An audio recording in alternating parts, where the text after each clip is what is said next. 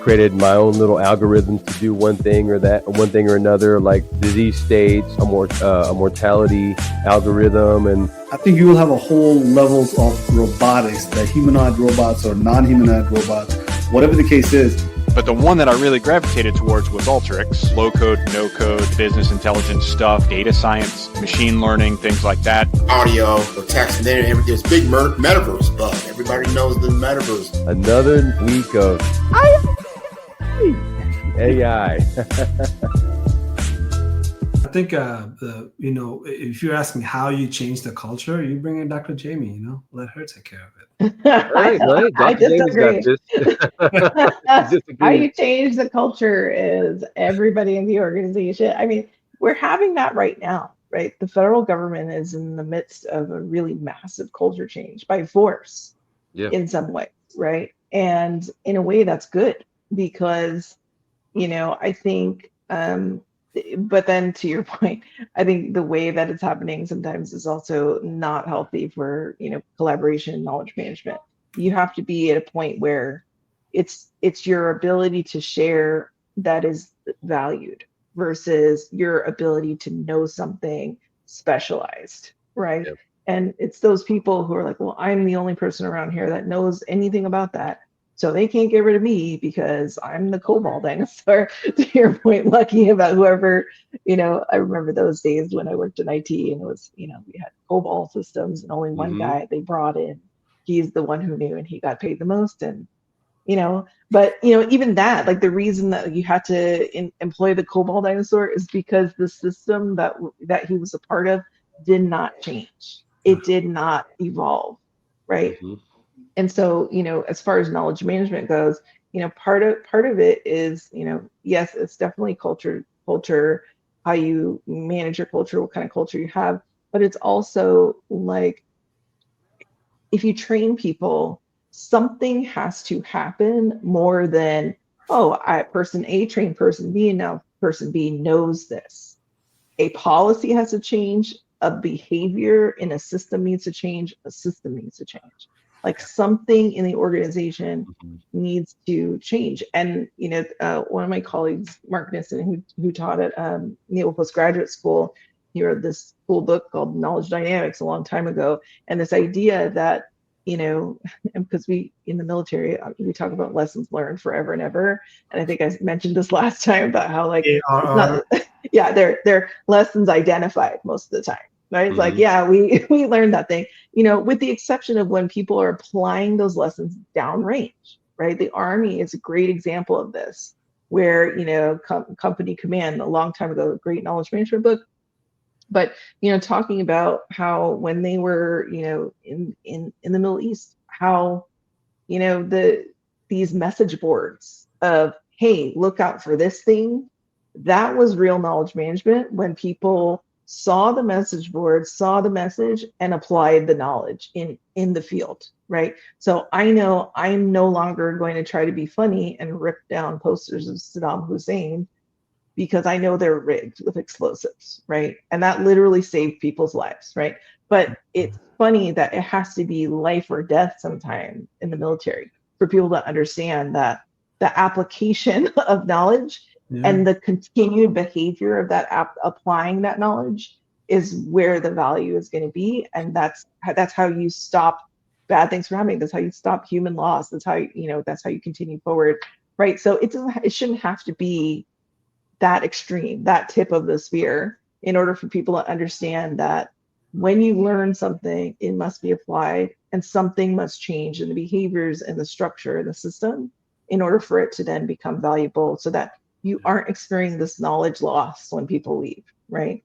Like, it's okay if somebody leaves and they know something, as long as the system has changed to the point where we've applied what they know, and we are organizing ourselves that way. We're talking that way. We're acting that way now because of what we learned from that person.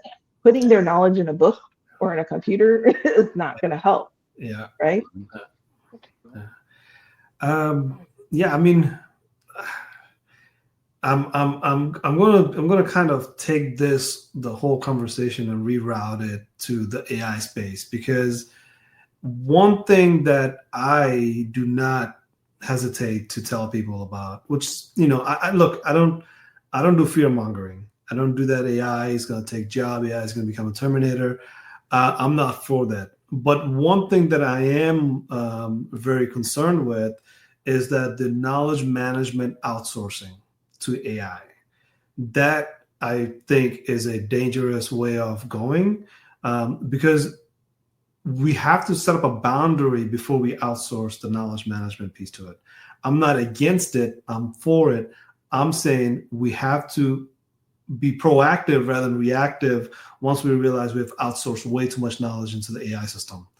And, if you talk about from the past, present, and the future, look, past is past, but if you just think about it, the future perspective, the future generation, future workforce will rely on some of the knowledges, like say, for example, COBOL, right?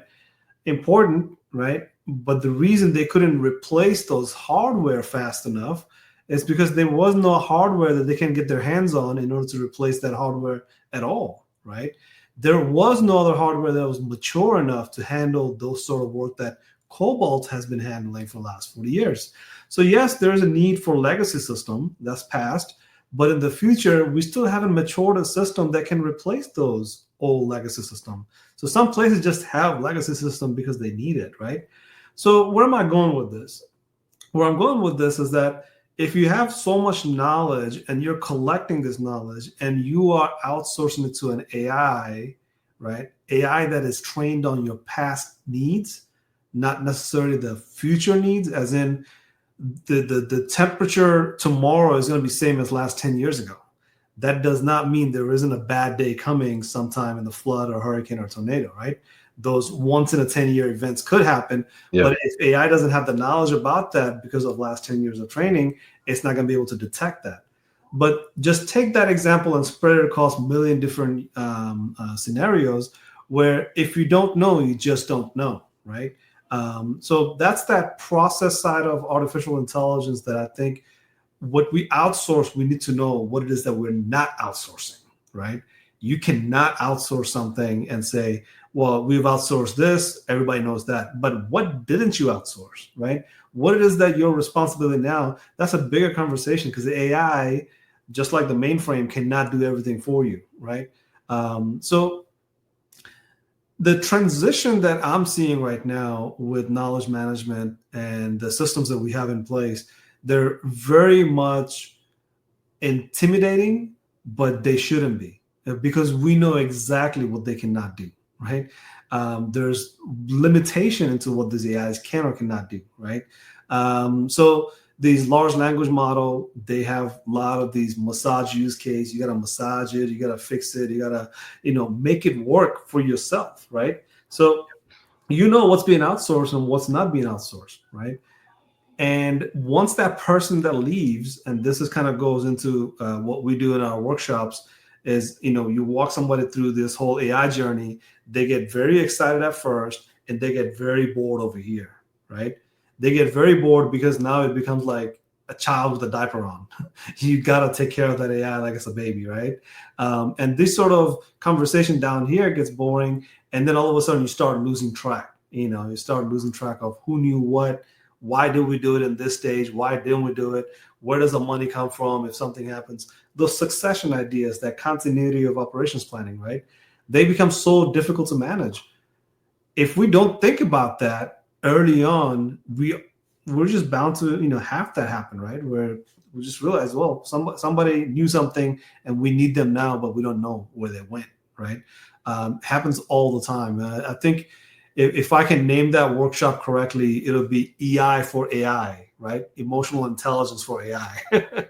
You got to have enough emotional intelligence to know those people that are going to be involved in this life cycle, they are far more important than what the AI use cases are or AI output is. You know what I mean? So what you're asking is people to not be transactional. Whoa, that's big ask, right? No. So these AIs are really, we have to bring it back to people, right? Mm-hmm. Because we look at it from economical problem, business problem. This is a societal problem. This is a huge people problem, right? We don't have enough workforce to go around. We don't have enough people to work in our workforce. Well, Yeah. of course, we need AI, right, to augment that workforce that's going to be shrunk because of obvious reasons. And if we don't have the right sort of AI, that workforce is going to be miserable, far more miserable than maybe the one that we have now, right? So these AI use cases, they're shiny at first, but becomes really difficult to maintain down the road. Yeah. And I would say same with knowledge management. It's very great to start the diary, but keep writing that diary. Yeah, not so much, right?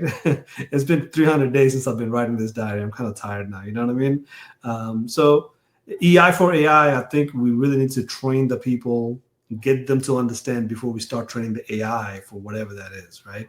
But I think we're doing the opposite. We're training the data models way before we train the people. And yeah, I'll just leave it at that. I think we know that. You know what? I think you're onto something. Because there's a fear. What I've noticed is executive leadership with AI. When it comes to models, there's a fear of moving forward. They're almost stuck because they can't make a decision to right now, for whatever reason, to fund for a subscription to AI. We just say, Chat GPT, right? Every option is a checkbox, and every checkbox is more money, right? Mhm. Or they could go open source, save money, and develop something in-house that has more long-term positive effects on your people. They learn, That's right. they grow, they Yep. develop, and they're worth something now because they feel like they're moving forward. Where if you're just investing in something like a Microsoft, solution, or a Google solution, you're paying for it, but nobody's learning from it, and it's just another tool. That's And right. right now, AI, as much as we want to make it more than what it is, it's still simply a tool. That's It's right. like an extra arm. Okay, Yeah. if anything, is you've got a hand of your tool belt now, and AI is making you a little bit more, not smart, but you're able to provide information more readily. But Yeah. anything more than that, it's not that. Yeah. But we want to make it into more than that, and there's some opportunities there to grow AI. But the reality is, it's not anything more than just a tool right now. So let's not make it more, and let's share that tool, and let's figure out what we can do better with it. But again, it's hard for people to step into that right now with AI because they don't want to make the effort to learn, but they don't have the money to spend because of everyone's in the same boat right now with trying to fund and spend money. No one has it. So I think there's a real fear right now with executives of AI altogether. They're stuck in a position because they don't know enough about it. They don't want to learn Excel, right? So they Yeah. have someone else learn Excel. Well, they don't want to learn AI, so they want someone else to learn it, but there's nobody there that can really give them direction, and so they're stuck. And I noticed that with leadership now. I can't get them to make a decision, on one way or another, on how to develop AI for the organizations. Well, let me ask you this then, and seeing that there's not enough leaders willing to take the next step and develop an AI source for the staff, right?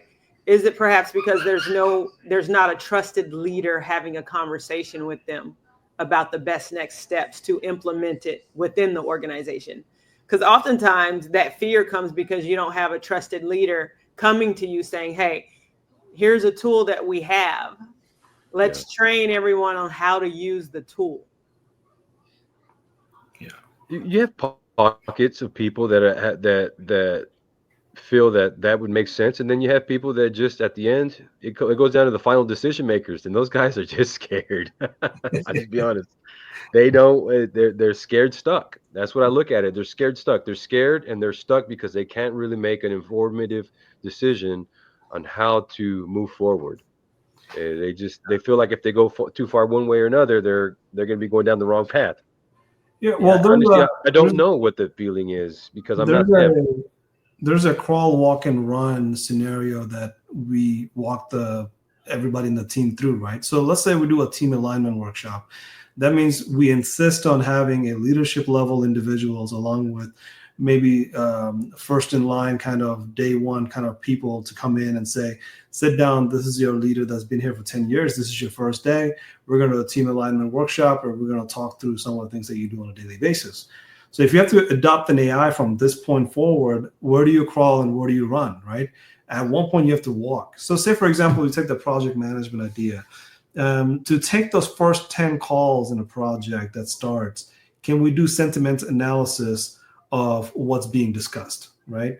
Can we have these discussions about what does a project need, and record all of this using an AI system that does note-taking, and then that note-taking does sentiment analysis on saying, this is a priority that we are seeing, somebody is very emotionally attached to it. So many ways we can look at it. Now, if that becomes a master document throughout the full life cycle of that project, you can always have an AI take notes against that master document, right?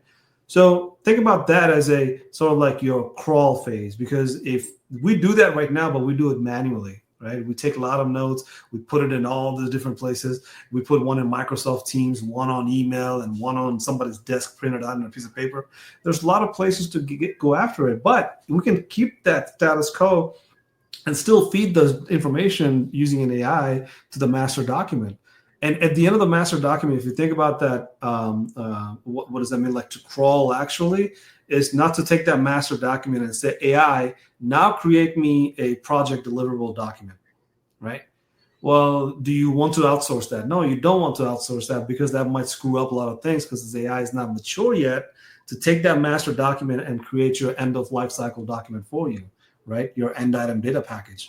So this sort of conversation with the leaders really, starts the conversation, because they were talking about solving a lot of the project management problems. Because first thing about project management is the people, right? That's the first problem.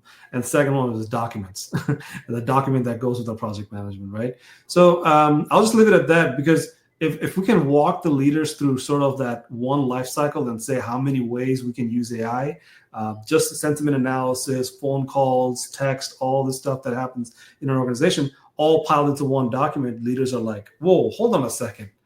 I got both ton of these for the last 30 years locked up somewhere. Maybe we should go use them, right? There's so many AI use cases in project management that people are not even thinking about yet, right? Because if you think about an AI, what it does is actually is a pattern matching, right? Pattern matching to say, if this stops, can this one kick off, right? Find that pattern of how do I figure out if something has ended or not, right? This is a signature of something ending. This is a signature of something starting. AI can do that inside of a system, but you have to go back to that 30-year-old records and say, this is how we do it in our culture, right? This is a starting point. This is an end point. Now let an AI handle that. So a lot of possibilities.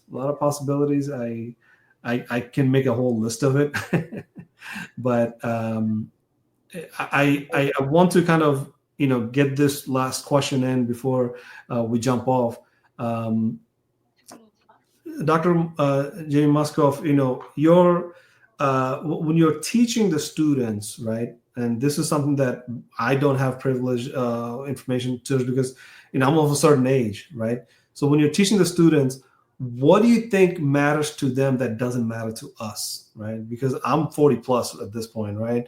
And I'm wondering all the time, because when I was in university, I've been with like somebody half my age in the classes, and I'm thinking to myself, like, we're not thinking at all alike, right? So you've been an instructor, you've been around, I guess, certain age range. What are some of the insights that you have found and seen that you would like to share with us, if you have any? Sure. I mean, I think the thing is, so as a preface, at Columbia, I teach graduate students. So my students could be anywhere from just out of undergraduate to, That's right. beyond their 50s. That's right. Yeah. And, so that variance alone is interesting. But, we have, academically, we have, you have to state as a professor in your syllabus one of two things. You are either saying, no, absolutely, you cannot use any kind of AI to do anything in my class, or yes, you can use AI with these parameters, right? Yeah. And being that I teach in an information knowledge strategy program where we talk about data analytics, data science, et cetera, I definitely have yeah, you can use AI in the class. I encourage you to within these parameters, right? One, that you're transparent about your use of AI, right? That students, when I first started, I feel like students still had a problem being transparent about it, as if because there's still this idea that, oh, it's cheating if you use AI, right? Mm. It is cheating if you try to make AI do everything for you, and there have certainly been students in my class who have tried, right? But it's really obvious when something's fully written by AI, you just know it, right? There's certain patterns and things like that, Yeah. and everybody knows that now. So I think at first students were not wanting to be transparent about their use. I think now it's better. Like, students are more inclined to say, yeah, I used AI and this is how I used it.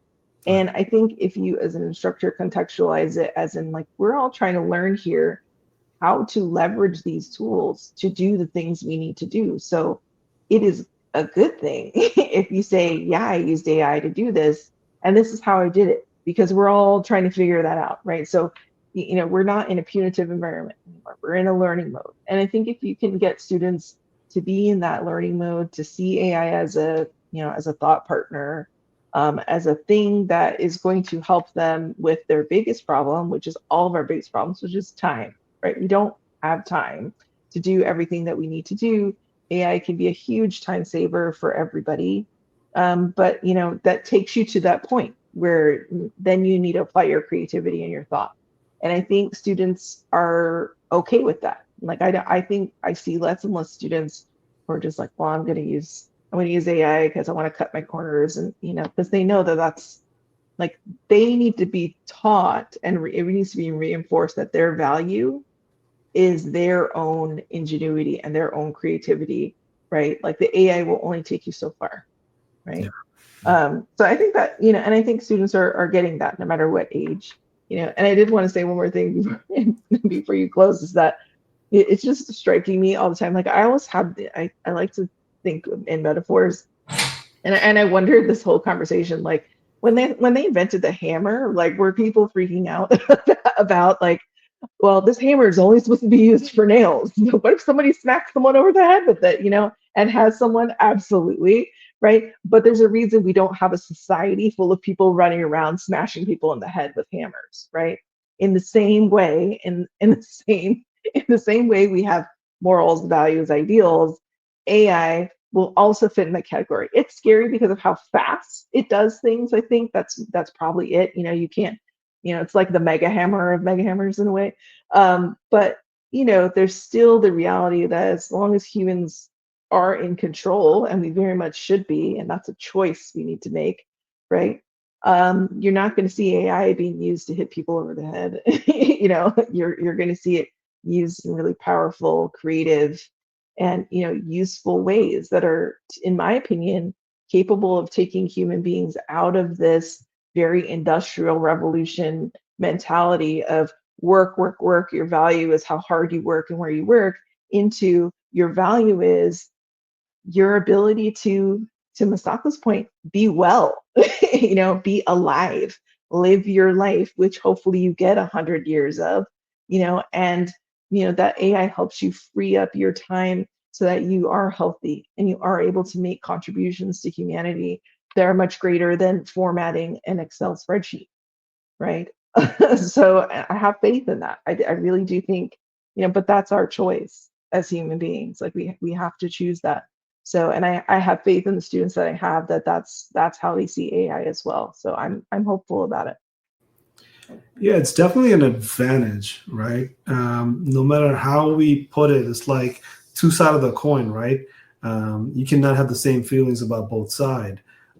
So I guess it's always that, human nature, flight or fight, right? Sort of a mentality where I really want to get comfortable, but I don't want to get lazy, right? I still want to be able to maintain that fight posture, even though I'm fearful, right? So fear creates that distance, but curiosity brings you a little bit closer, right?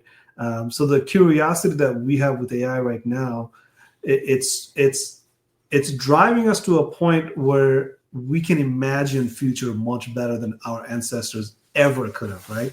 Because now we're seeing how we're going to structure this data, use a hardware, and put that to work, right? If we're putting that to work, that means our future is actually going to be better than the way it is right now. Because to Masako's point, we're just living, not living well, right? We're just living, But now we have this opportunity to say, I can guarantee no matter what happens on this side of the spectrum, we're going to be better off, right? So that to me is a good positive sign, right? I love your hammer example, because back in 1900, TNT, the Alfred Nobel's invention, the TNT, was the biggest threat to the humanity, right? Nobody has at that point said, oh man, there's this thing going to come up better than TNT. They didn't say that, because at that point they said, we don't want to start a war, because if we do, TNTs are going to, the worst thing that could ever happen to humanity. And then we had World War I and World War II. And then Oppenheimer. Right. There you go. So, but in that fashion, if we think about it, everything had that sequence where we always said nothing's going to be better than that, right? But with AI, we're talking about quantum computing. With quantum computing, we're talking about living in a world that we won't even need hardware anymore, right? It'll be just simple communication that will happen behind the scene, that it will be a calm technology or silent AI technology that will take over. So, yeah, I don't see any future here for me to say, like, only way that AI can screw up is if we let the humans screw it up for us, right? The end users can screw it up. End user threat will never go away. End users will always be the threat. They have been, they will be. There's just no going about it. But of course, we've lived through it, right? It's not like, we stopped living because of this thing called hammer, right? I still go outside and hang out, and people with hammer do what they do. You know what I mean? So, Jamie, really, really want to thank you so much for, I know you're having your time with your grandkid, and then you stepped away to be with us.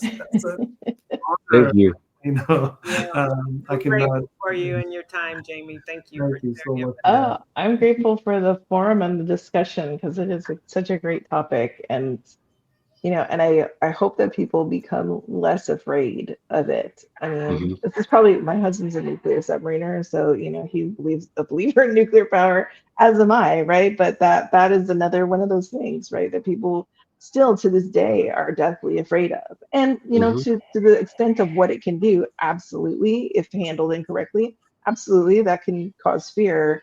But we've gone so long without nuclear incident, right? And it's because we as humans have the ability to control that, and in the same exact way, we have the ability to control what AI does for us and where it does it, right? You're not going to see AI making decisions about turning keys on submarines, and then launching missiles anytime soon, right? That's not going to happen. Only if we as human beings, as a society, do not allow it to happen, right? So I just think we need to continue to put the people into the equation here. And when we do, I think, there's less to be afraid of and more to be excited about. Yay, that's a good word. Yeah. I think we could finish on that, because anything more than that, we're not doing it justice. So I think you hit it right on the head. Yeah. You hit it right on the head. With the hammer. Yeah, with the hammer. Yeah. Well, guys, any last departing thoughts, please do share. Masako, Lucky, and Dr. Jamie. We would love to have you back again. That's my last thought. Masako, any departing thoughts? Yeah, for everyone that's listening and watching us tonight about AI and knowledge management, we want you to just have a curiosity to be great and utilize what we have at our fingertips to find out what it is exactly that you want to do, because we have the tools to help you get there. There's nothing off limits, and just stay pure in heart. Wow. Hard to follow those up. You guys are making it really tough. So I'm going to just say, ay. I'm done. Hey, another night done, and great conversation. And thank you, Jamie, again for coming on and, blessing us with your time and really trying to clear up the mystique of AI. That's Let's put it that way. That's right. Yeah.